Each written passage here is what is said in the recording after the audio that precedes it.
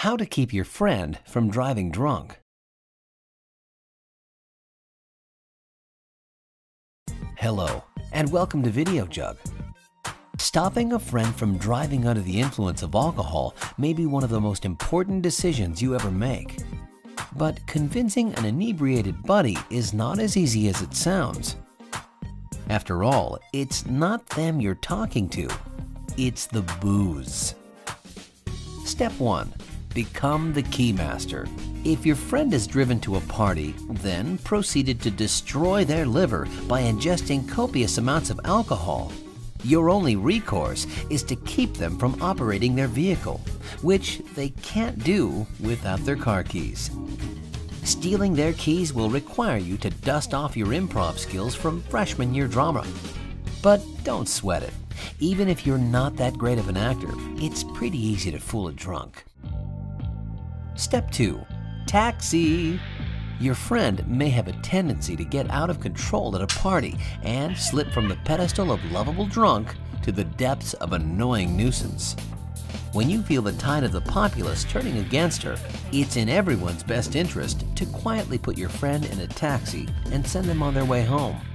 You should always pay for the cab in advance and make sure that the driver has explicit directions. At this point in the night, your friend's internal GPS may be missing a satellite or two.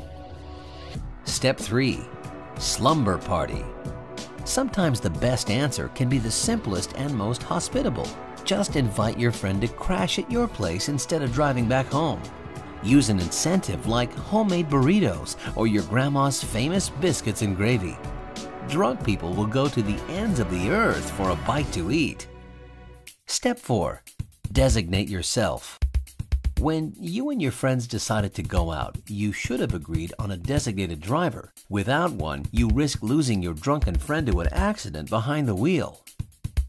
A great alternative is for you to become the designated driver. Somebody must claim responsibility for this person, and that somebody is you.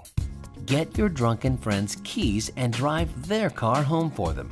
If you drove to the party as well, get a sober friend to follow you in your car and then drive back to the party. This way your friend gets to sleep in their bed with their car parked outside of their home. And they won't have to be ridiculed the next day when they show up at the scene of last night's crime. Step 5.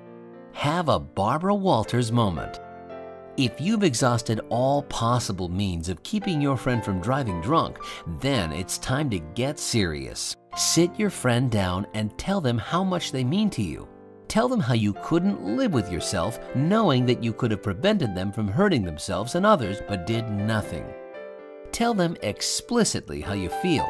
They'll listen, and you'll probably get a sloppy, drunken hug out of it. Done.